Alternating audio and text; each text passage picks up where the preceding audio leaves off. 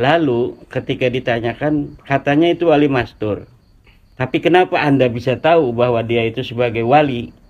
Padahal pada zamannya orang yang semasa dengan beliau tidak tahu beliau ini siapa. Apa beliau wali, apa beliau kutub, apa ulama pun banyak yang tidak tahu. Tapi ketika 500 tahun setelahnya, bahkan 550 tahun, ditulis dalam sebuah kitab bahwa dia adalah seorang alim, seorang wali, seorang kutub, dan sebagainya.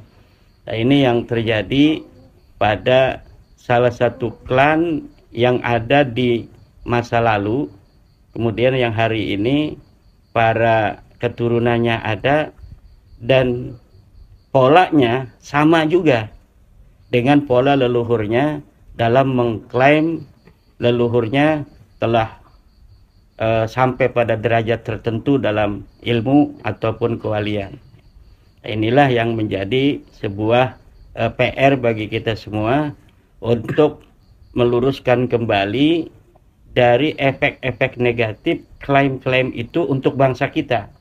Karena Kiai Mujahidin sebuah klaim terhadap sejarah, apalagi sejarah yang sudah mapan dari keluarga Nusantara, misalnya kuburan yang diklaim namanya dengan nama-nama tertentu yang bukan dari Nusantara, al-anu, itu akan berimplikasi terhadap kesejarahan masa yang akan datang, di mana nanti akan terkaburkan antara sejarah yang sesungguhnya dengan sejarah yang terbentuk mulai hari ini, yang kemudian akan diyakini kebenarannya pada masa yang akan datang. Nah, ini yang sedang terjadi di beberapa titik dalam diskursus masalah kuburan-kuburan palsu. Jadi disebut kuburan palsu itu ada beberapa tipologi. Pertama, kuburan itu memang tidak ada kuburan, kemudian sengaja dibikin kuburan dan diberi nama orang yang tidak pernah ada di masa lalu. Yang kedua adalah kuburan yang sudah mapan sebagai seorang pahlawan, kemudian silsilahnya dirubah mulai leluhur keberapa sehingga melenceng daripada leluhurnya yang sebenarnya. Dia tadinya adalah keturunan raja-raja Mojopahit, Raja Mataram, kemudian bisa belok ke klan-klan yang ada di Yaman misalnya. Yang ketiga tipologinya adalah kuburannya ada di suatu tempat, kemudian dia bikin lagi kuburan, kemudian dia tambahin namanya sebagai alias dari pahlawan kita yang sudah ada kuburan itu. Jadi ini kuburan palsu ada, namanya diambil dari nama pahlawan kita, kemudian dialiaskan sebagai bagian dari al-anu ini.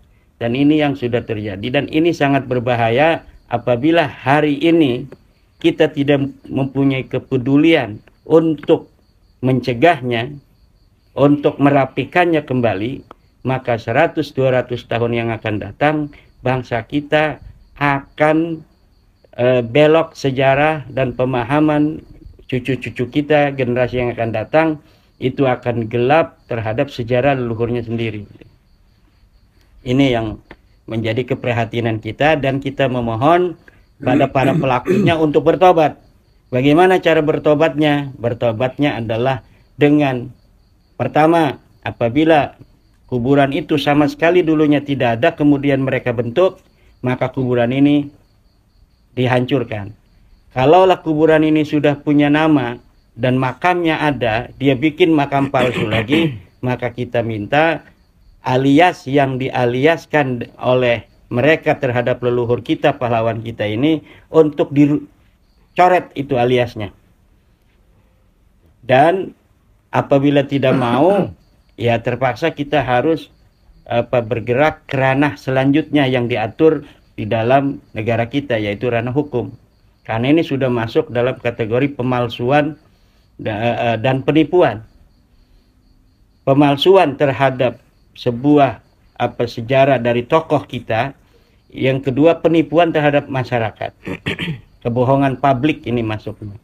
Dan ini yang harus menjadi perhatian, dan mudah-mudahan mereka sadar untuk segera bertobat, untuk menghentikan segala upaya-upaya apabila di dalam hati mereka ada keinginan yang jahat itu, maka segera bertobat untuk menghentikannya.